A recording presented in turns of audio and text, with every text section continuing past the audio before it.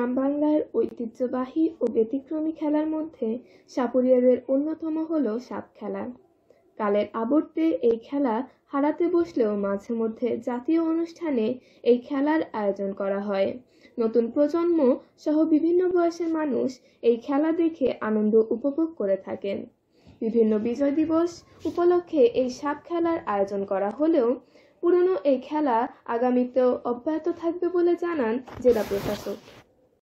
বিজয় দিবস উপলক্ষে গোপালগঞ্জ শহরের পৌর পার্কে অনুষ্ঠিত হয় বিজয় মেলা। আর এই মেলায় আগত দর্শনার্থীদের আনন্দ দিতে জেলা প্রশাসন আয়োজন করে সাপ খেলায়।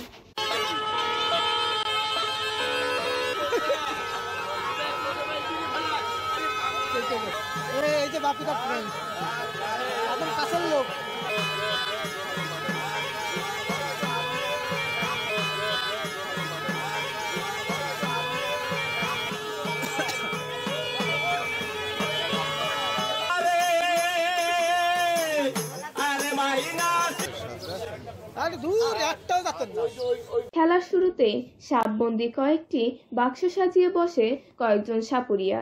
বাদ্যের তালে তালে আর বিনবাঁশির সুরে একে একে বাক্স থেকে বের হয়ে আসে গোকরা, দুধরাজ সহ বিভিন্ন প্রজাতির বিষধর সাপ। সাপুরে নিজ হাত নাচাতে থাকে, তার সঙ্গে ফনা তুলে সাপগুলো বিভিন্ন অঙ্গভঙ্গি প্রদর্শন করে নাচতে থাকে।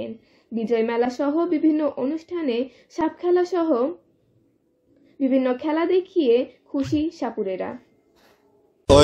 এই সাপ খেলাটা এই অনুষ্ঠানে না, আমরা জায়গায় জায়গায় হাট বাজারে গ্রামে এসব আমরা দেখাই। আগে তো আমরা নৌকায় থাকতাম, ধরেন এখন নৌকা নাই, এখন আমরা জায়গায় জায়গায় টোল ফিলে তাম্বু করে থাকি। এখানে 10 দিন ওখানে 10 দিন, আমাদের স্থানীয় ঠিকানা নাই, যে বাড়ি ঘর নেই আমাদের। এমনি আগে নৌকায় থাকতাম যখন, এখন তো আর নৌকা নাই, মানুষের জায়গায় ওখানে 10 দিন এখানে 10 দিন এইভাবে থাকি। গোকুর সাপ আছে, জাতি সাপ আছে, কালনাগিনী সাপ আছে, ডারাস সাপ আছে, বিষধরি আছে, মানে এরকম অন্যান্য জাতির সাপ আছে। যেমন আমাদের বাপদাদাকালে ঐতিহ্য আমরা ধরে রাখছি, বুঝতে পারছেন। আমরা জায়গায় বড় জায়গায় থাকি, হাটে বাজারে গ্রামগঞ্জে আমরা সব খেলা টেলা দেখাই, বা বাচ্চা কাচ্চা আমি মহিলা নিয়ে আমরা খেলা টেলা দেখাই। এইভাবে আমাদের জীবন জীবিকা হয়। সাপ খেলা দেখতে দুপুর থেকেই পৌর পার্কের বিজয় মেলায় ভিড় করে নানা বয়সের মানুষ। এই খেলাকে ঘিরে সৃষ্টি হয় উৎসবের আমেজ। গ্রামীণ ঐতিহ্য ধরে রাখতে আগামীতে এমন আয়োজনের দাবি দর্শনার্থীদের। সাপের খেলা অত্যন্ত ভালো লেগেছে। আমাদের এই বিজয় দিবসে যে সাপের খেলা আমাদের সম্মানিত বিজ্ঞ জেলা ম্যাজিস্ট্রেট এখানে আয়োজন করেছেন, আসলে এটা আমার জানা ছিল না, তো এখন দেখলাম, খুবই ভালো লেগেছে। আগে কখনো এরকম সরাসরি সাপের খেলা দেখিনি, এই প্রথমেই আমি দেখলাম। যদিও একটু ভীতর সন্ত্রস্ত ছিলাম যে সাপের খেলায় হয়তোবা সাপ সামনে চলে আসতে পারে, সেজন্য একটু ভীত ছিলাম। তো দেখে আমার অন্যরকম একটা ধারণা হলো। সেই ধারণাটা হচ্ছে ওনারা কিভাবে সংগ্রাম করে যেভাবে জীবিকা তাদের নির্বাহ করেন, সেই সম্পর্কিত একটা ধারণা পেলাম। আর দ্বিতীয়ত সাপ খেলা কেমন হয় সেটা একটা ধারণা পেলাম, এবং এটা চাক্ষুষ দেখতে পেলাম সামনাসামনি। আর ওনারা যে সাপের খেলাটা যে কিভাবে একটা শিল্পে এবং আর্টে পরিণত করেছেন, সেটাও আমরা জানতে পারলাম এখান থেকে দেখে।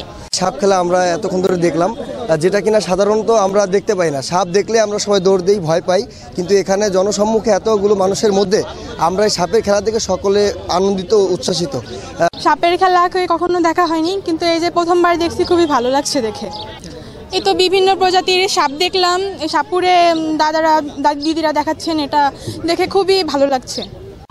সাপ খেলা সচরাচর দেখা হয় না, কিন্তু মহান বিজয় দিবস উপলক্ষে জেলা প্রশাসকের তত্ত্বাবধানে আমরা যেটা দেখতে পাচ্ছি, এটা মানে খুবই আনন্দদায়ক এবং খুবই ভালো লাগতেছে দেখে। এটা দেশে দেখা পাওয়া যায় বিভিন্ন প্রজাতির সাপের মধ্যে কয়েকটি বিষধর সাপ।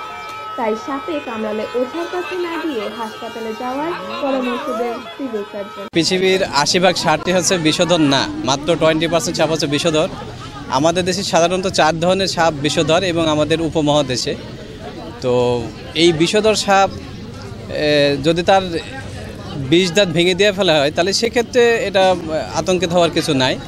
তবে এখানে আমি বলবো যে সাপে কামড়ালে আমরা যে অপচিকিৎসার শিকার হই, বিশেষ করে সাপুরের কাছে যাই, এটা থেকে মানুষকে অবশ্যই সচেতন হতে হবে। সাপের হচ্ছে বিজ্ঞানসম্মত চিকিৎসা আছে। আমাদের কারো যদি বিষধর সাপে কামড়ায়, তাহলে অবশ্যই যারা হাসপাতালে যায়, হাসপাতালে আমাদের সাধারণত অ্যান্টিভেনম সাপ্লাই থাকে, যদি কোনো কারণে না থাকে নিজ উদ্যোগে হলেও সেটা দিতে হবে। তবে কখনোই আমরা কিন্তু সাপের কাছে যাব না। আর সাপ সাধারণত বাধাগ্রস্ত না পেলে, নিজে বাধা না পেলে সাধারণত কাউকে কামড়ায় না। মানুষ এবং সাপ যখন ভুল বোঝাচ্ছে তখনই কামড়ার চেষ্টায় মানুষ সাপকে মারে। তো বিজয়ের এই দিনে সবাইকে শুভেচ্ছা জানাচ্ছি এবং অপচিকিৎসা থেকে আবার যেন দূরে থাকি।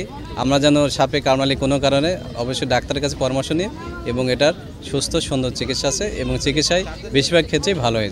বিয়েতে জনগোষ্ঠীকে সহযোগিতা করার পাশাপাশি গ্রামীণ ঐতিহ্য ধরে রাখতে আগামীতেও এমন আয়োজনের কথা জানান জেলা প্রশাসক।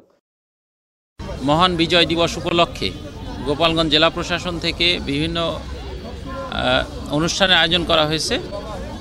আপনারা দেখতে পাচ্ছেন যে বিজয় মেলার ভিতরেই আমরা একটি স্টল সাপের জন্যে, এখানে বেদে সম্প্রদায় তারা যাতে মহান বিজয় দিবসের তাদের আনন্দ উদযাপন করতে পারে এই জন্যে সেখানে শরিক হয়েছে।